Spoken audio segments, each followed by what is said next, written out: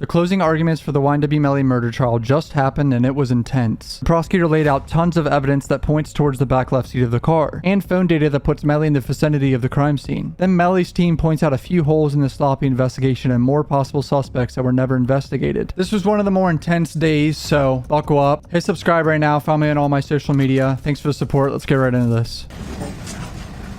Thank you, please. First look at Melly. You looking tired like always? The defendant in this case has been accused in count 1 and 2 of the indictment of the crimes of first-degree murder. If you find Anthony Williams and or Christopher Thomas were killed by Jamel Dennis, you will then consider the circumstances surrounding the killing in deciding if the killing was first-degree murder or manslaughter, or whether the killing was excusable. If you find that Jamel Dennis committed first-degree premeditated murder, and you also find beyond a reasonable doubt that during the commission of the crime, he actually possessed and discharged a firearm, you should find him guilty of first-degree premeditated murder. If you find that Jamel Dennis committed first-degree premeditated murder, but did not actually possess or discharge a firearm during the commission of the offense, you should find him guilty only of first-degree premeditated murder. The judge is just clarifying the charges to the jury, so they have a clear perspective on what they need to try to think about, pretty much, because this is a big decision. Like, think about having someone's life in your hands, pretty much. Not take Melly's mom. 3.10, rules of deliberation. These are some general rules that apply to your discussion. 2. This case must be decided only upon the... Oh god, she looks nervous. Obviously, any mom would be, but can't imagine the victims' families as well. My condolences to the victims' families. I try to say that as much as I can, but rest in peace, Zach and Juvie. The lawyers are not on trial. Your feelings about them should not influence your decision in this case. Whatever verdict you render must be unanimous. That is, each juror must agree to the same verdict. It has to be unanimous vote for guilty or not guilty, and then death penalty actually only needs 8 of them to vote for death penalty if he's guilty first, obviously. He seems so calm. It's kind of crazy. You're supposed to be calm in the situation as a defendant, but like, damn. Did the defendant, Jamel Dennis, actually possess a firearm? Then you check the appropriate box, either yes or no. During the course of the crime committed, did the defendant, Jamel Dennis, actually discharge a firearm? You check the appropriate box, either yes or no. Ladies and gentlemen, at this time, I can get up here before you and say the defendant is guilty of murder in the first degree. And the law is clear that this defendant committed 2 counts of first-degree murder. And this judicial system does not work without it being. We have 2 dead bodies that are dropped off at Memorial Miramar. Christopher Thomas and Anthony Williams. We have Cortland Henry, who's lying about anything and everything. He's lying about the location of where it happened. He's lying about when it happened. He's lying about Mr. Demons, the defendant, being in the car at any point that evening. We then have the cover-up that begins. Why does there need to be cover-up? Because there was a murder that was committed, ladies and gentlemen, that's why. So Detective Moretti and the Miramar Police Department have to answer 4 questions. Who, what, when, and where. Sergeant Williams came in and testified and showed you how Blue Star works, showed you how shooting reconstructions are done with the trajectory rods. Trajectory rods are so important in this case. This was not a drive-by. That they're coming in at 90 degrees, that there's no keyholing. If you remember, you learned about keyholing. That would be an angle of entry on that. Like, only one bullet had a keyhole shape to it, which meant that there was movement to that bullet, but every other bullet hole in the car indicated like a perfect circle, I think. The car wasn't moving. Chemical reacts no matter how many years later, no matter what attempt at cleanup is done. The chemical is still going to react to the presence of the blood. And that reaction, ladies and gentlemen, tells you that someone is sitting in the seat. That's bad too for Melly. You can clearly see someone was sitting there. And who was the last person on camera getting in that seat? Was Melly. Where the Blue Star isn't. So there is no blood. There's no blood where someone would have been sitting. There's no blood where their legs would have been, and you can see on the V that's indicated on that killer was sitting there. And there's no blood because something was blocking it from getting onto that area of the car. We know that there's also that this door was closed. How can that be said? Because, ladies and gentlemen, the Blue Star here shows that this door was shut because there was blood on this door. The headliner shows the way Anthony Williams' head was positioned when he was shot. Anthony Williams, the way his head was in that Jeep is that he is sitting in this front passenger seat, and as you can see, all the blood is dripping down the back of it. That tells you, ladies and gentlemen, and from the angle of entry when we get to the medical examiner's information, that his head was right here. Cortland shirt that shows blood, I believe, at certain spots that indicate he was in the front seat. Belongs to Anthony Williams. That during the course of this shooting, Cortland Henry has his back against the driver's seat and is driving wearing this shirt when the shooting occurs. Because if he was the shooter, the angle to get that wouldn't have the blood on the front of the shirt. To get the blood there, he would have to have been completely turned facing backwards to Mr. Thomas and then turned and shot over his shoulder to get blood on the back of the shirt. That's not reasonable. She's really shitting on the defense's whole narrative that it could have been Bortland right there. That tells you that his head was not upright, but it was leaning over to the side. Because if you recall, the entrance on Mr. Williams is back behind his left ear, and the exit is up here in his sternum. You know, based on his head angle, that it goes out the window, blows out the glass. So what do you know about Christopher Thomas's wound? That it's coming in at almost 90 degrees on the left side of his face, and that there is stippling. You learned about stippling. The imprint of unburnt gunpowder into the skin of a living human being was approximately 3 inches to no more than 3 feet. coming from the rear passenger side, you're not going to have that same stippling on Anthony Williams On the headrest of the seat. because the seat's in the way. This one is important because this is talking about strike K.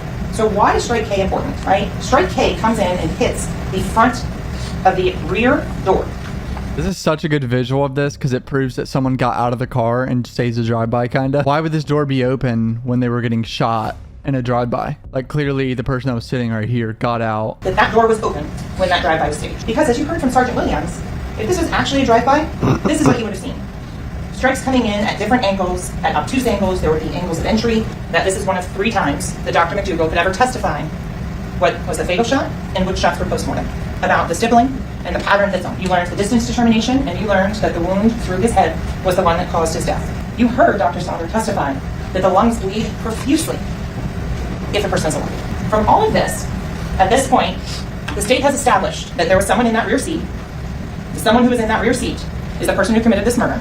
The question is who? The state has proven who was Jamel Dennis. Track the defendant wearing that lyrical lemonade sweater. The fact that he did this in a lyrical lemonade sweater is crazy. Where he gets in the spot the murderer sat in. That phone, always, always, always in his hand.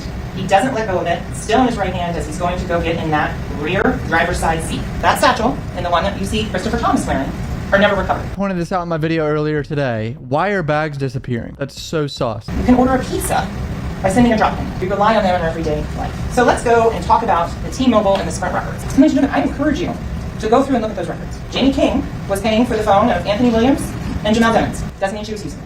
In fact, she's listed under the billing entry, and that's her number. Yeah, Melly's team tried to say that it's not his phone because it's registered under his mom's name.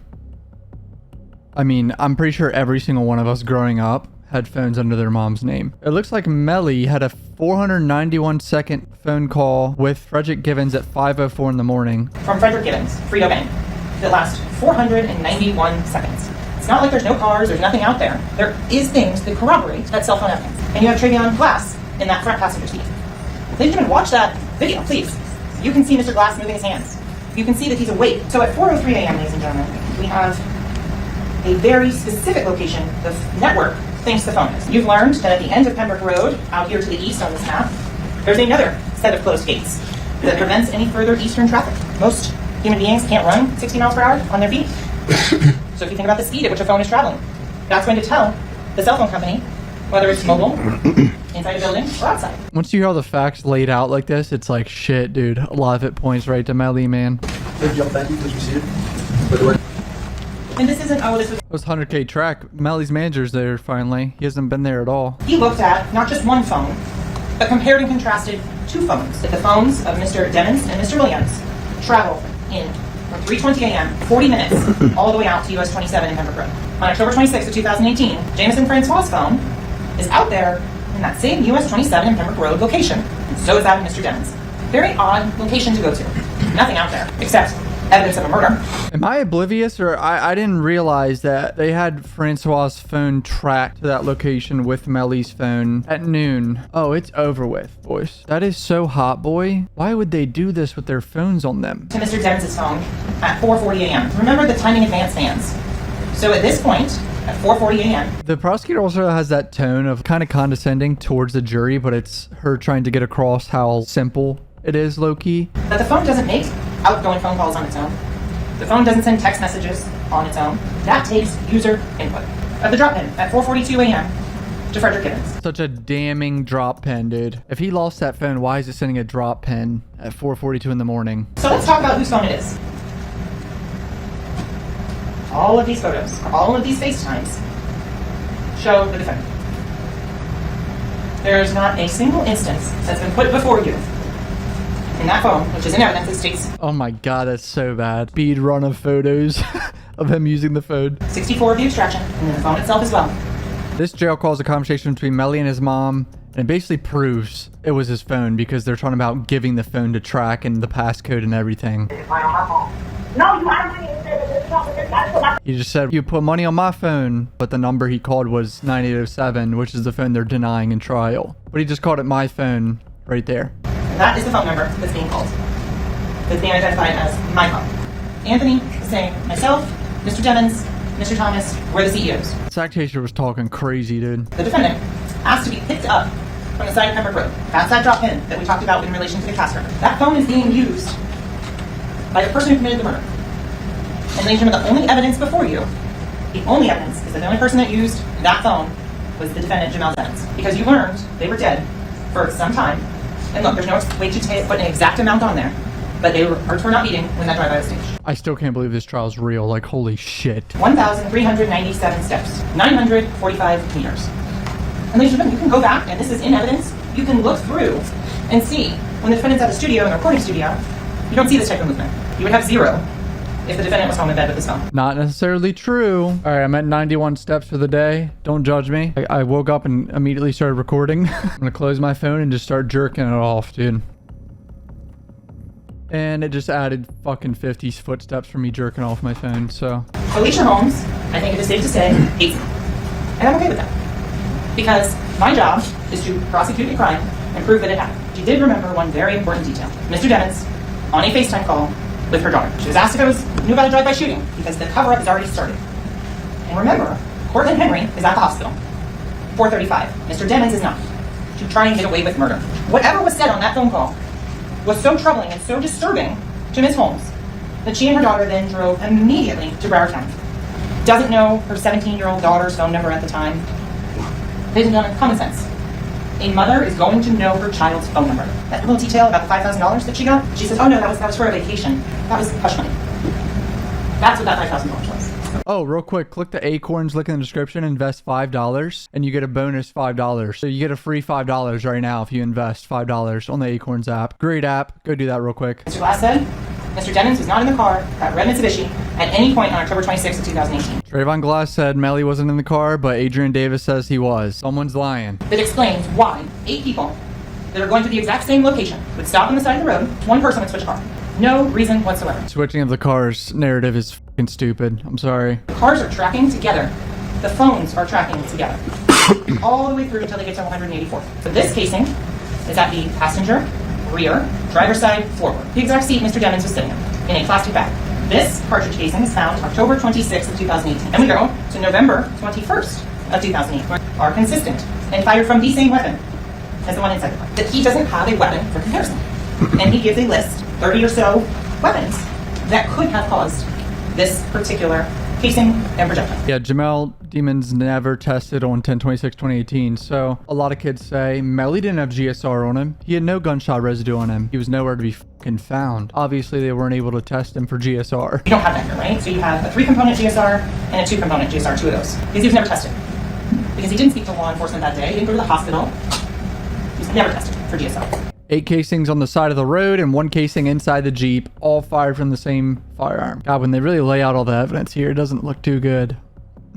So let's go to the DNA. The rear driver's side door handle interior. Very strong support for Christopher Thomas. Limited support that Anthony Williams is also included. And very strong support that Jamel Devins' DNA is on that door.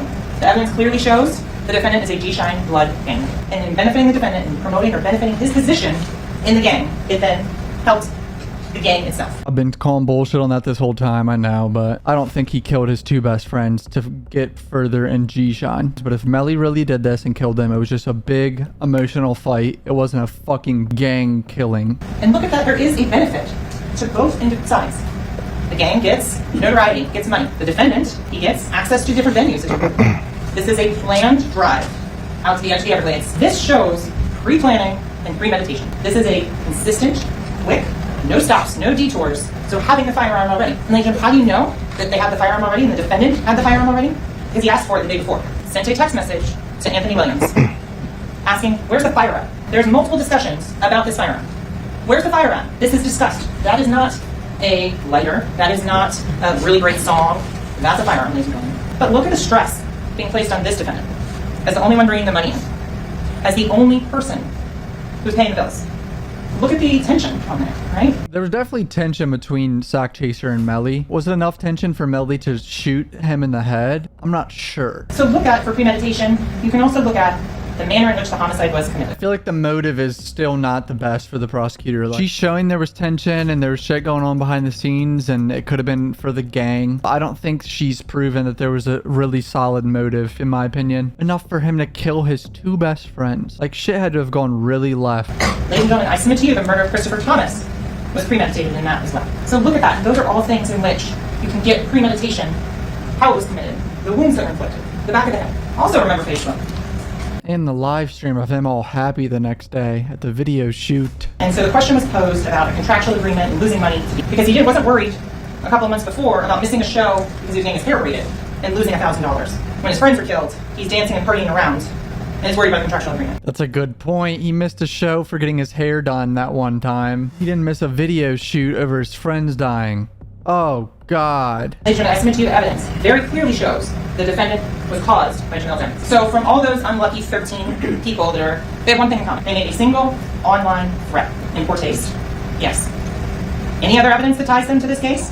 None. It's weird how similar this trial is with the X trial because the attorney that Dedrick Williams had got Drake involved and all these people that X ever beefed with that were irrelevant to X's murder. It's weird how similar that is. There's no drop pins for an emergency pickup from any of those individuals.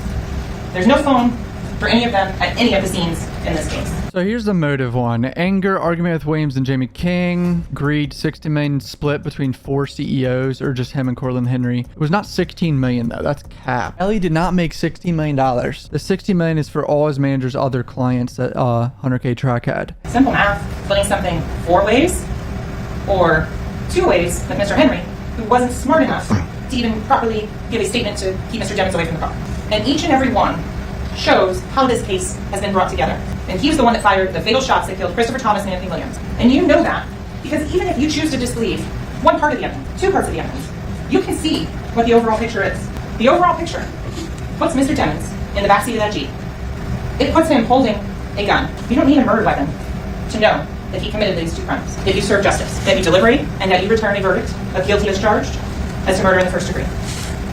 Thank you. Holy shit, was that intense, dude. She did a good job though. She really laid it out because each minute that went on with her closing argument, it got worse for Melly. I don't think the motive was the best. The trajectory and the angles of the shooting, the phone data. Oh, it's such a bad look. Oh man. All right, now Melly's lawyer's gonna come up. This is a big part for him right here, boys. This is his life right here in his lawyer's hands. Is he a principal or a shooter? That's what the state addressed you folks just a few moments ago before you went to lunch. And the reason they said that is because they don't even know. Otherwise, they would select. Where is the fire? They say it refers to guns. My interpretation, based upon the evidence, is where's the weed? The marijuana. FYE is definitely guns, not weed. I used to work at Five Below, but now I keep that Five Below. The burden of proof is on the state, going to determine this young man's fate. And they come in here and give you alternatives. They come in here and give you their interpretation when we don't have to do a darn thing. And that principle was so important that His Honor read you that instruction at the beginning when you were. So it's nice that they're interpreting these things, but the bottom line is they don't even know because they've given you just 2 alternatives. Either he's the shooter or the principal. Make up your mind. I or any of the other individuals have done anything to irritate you. Don't take it out on this young man. They have the police department of Miramar. They have the Broward Sheriff's Office.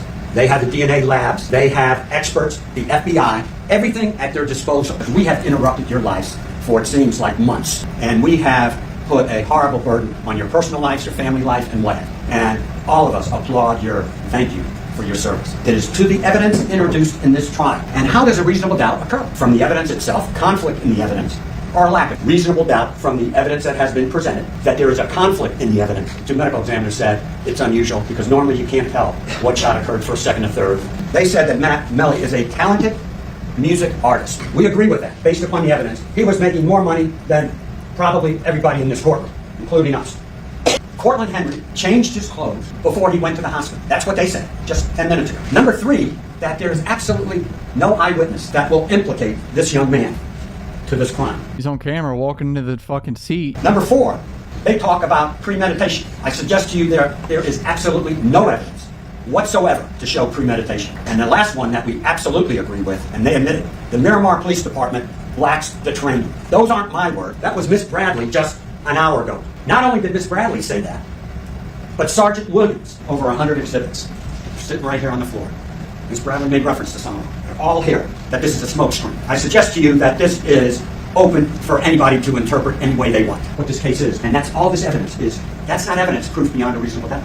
think he's talking mainly about the messages there. showing the 2 cars and the 8 individuals that left.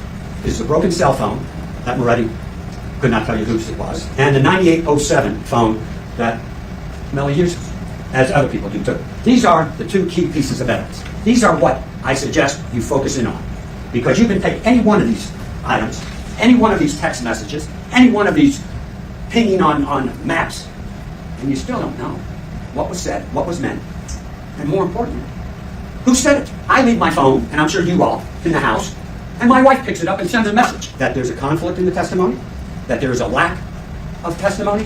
We learned immediately that that Jeep was taken to a secure area, and it was searched for over 15 hours by 2 crime scene technicians. Projectiles, I think a can, everything, and photographed the vehicle. Now, why is that important? That vehicle was searched again months later.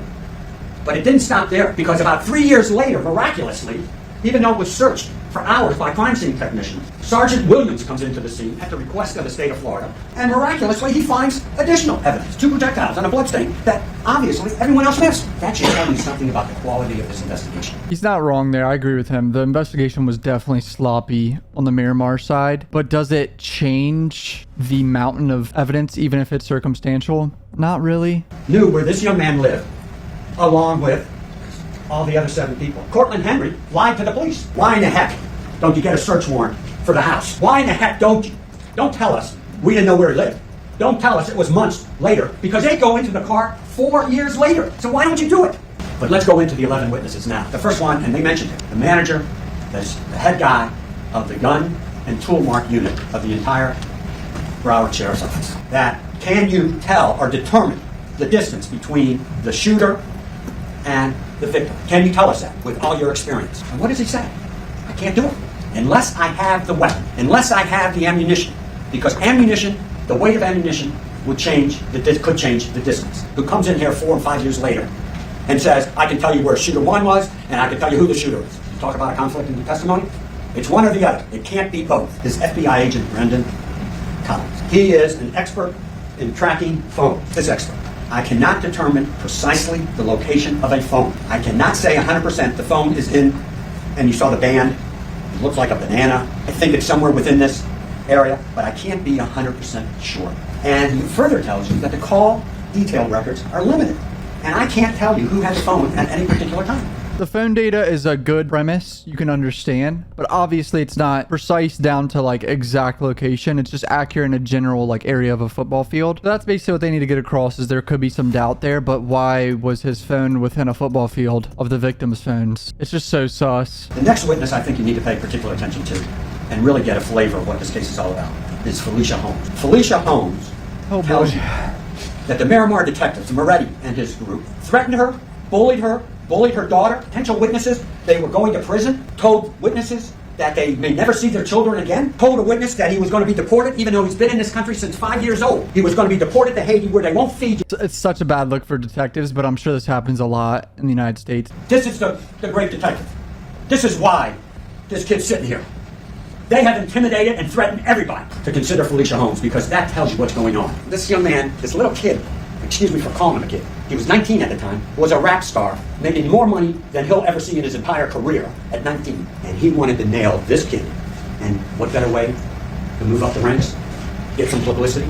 That's why he ignored everything, intimidated and threatened anybody. Kurt Rhodes, the DNA expert. Now, why is he important? While we were picking a jury, this prosecutor asked him to go back to the car and check some DNA. Now, why would you do that? The case, according to Moretti, is closed as soon as this young man is arrested. Why do you go back 5 years and ask an expert, a DNA expert, to do some more testing?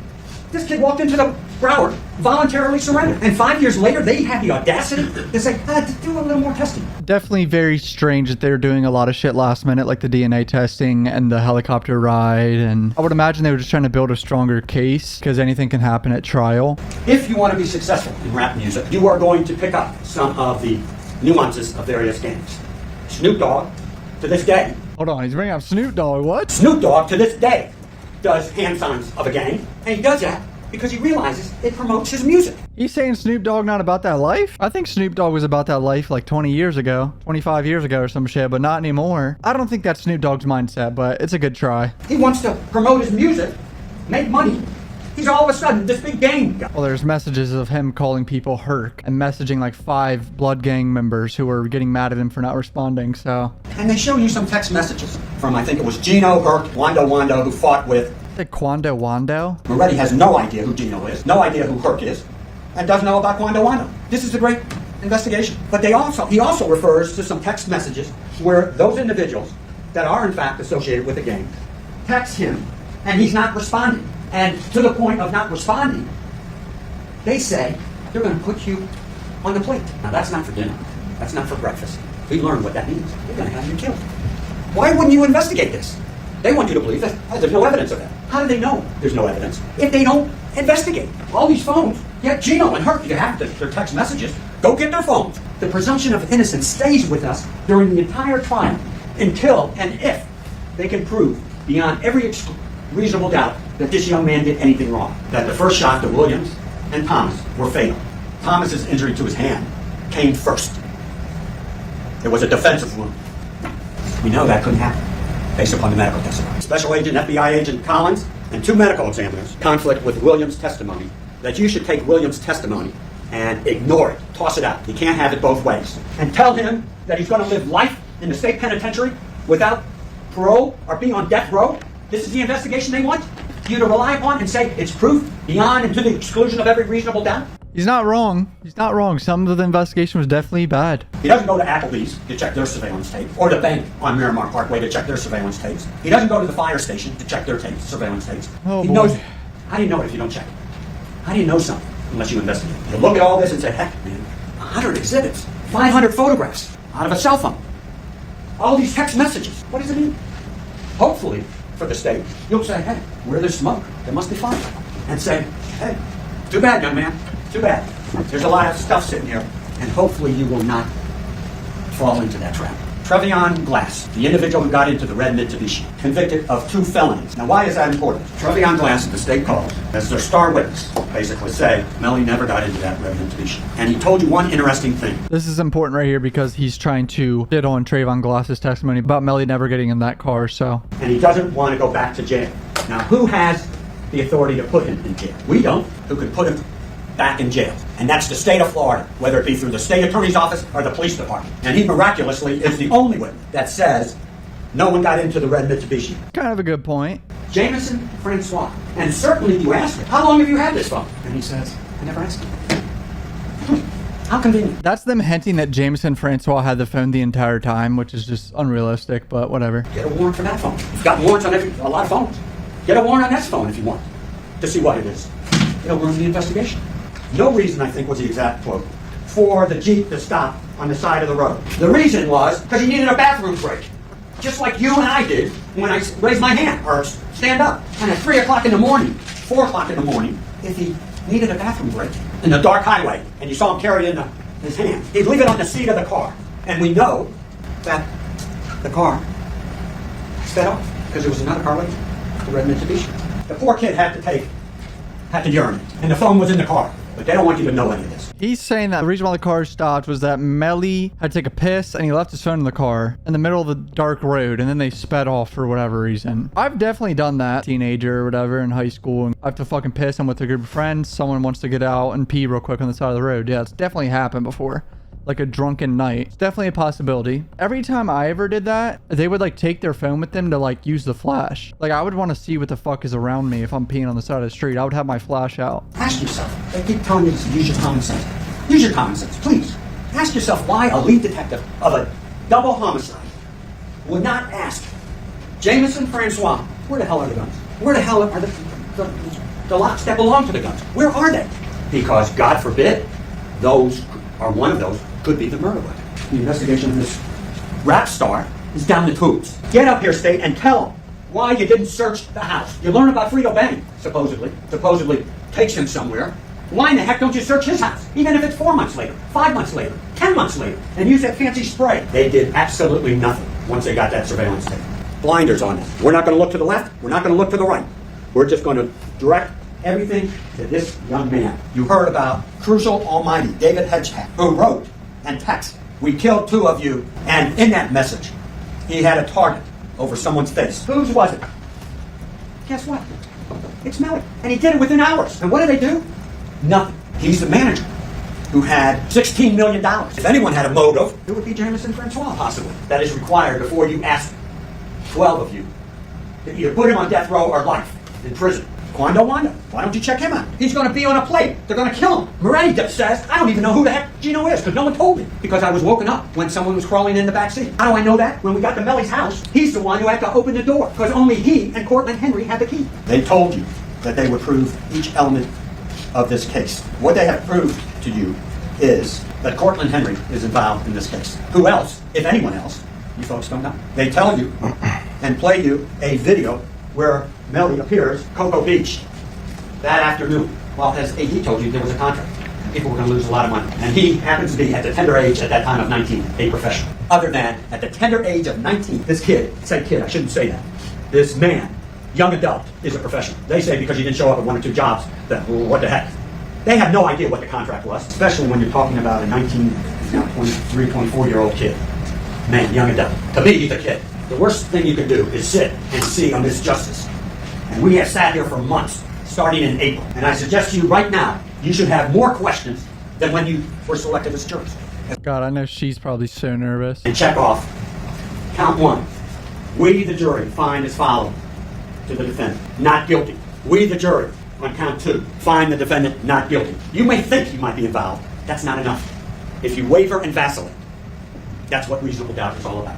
This is fucking crazy. I feel like Netflix gonna make a TV show on this for sure. There's only one just verdict based upon the evidence they present, because there is a lack of evidence, there is a conflict in the evidence, and the evidence itself and the investigation itself stinks. Overall, I feel like the prosecutor did a little bit better than the defense. Like a little bit better. And like laying out everything. I feel like he was a little bit jumbled. He was trying to defend a lot of points. Could have got a little confusing to keep track of and all that. But I feel like the prosecutor was a little bit more organized and concise. But fuck, dude, it's a coin flip. Like we don't know what this jury's thinking. I truly believe this is a coin flip. But now we have the rebuttal of the prosecutor here. She gets a short rebuttal, I believe. So let's get it. It's an Apple phone charger going to the back seat right there, not an LG. And also, ladies and gentlemen, you know that LG phone wasn't working on October 26th of 2018. So let's be very clear on that.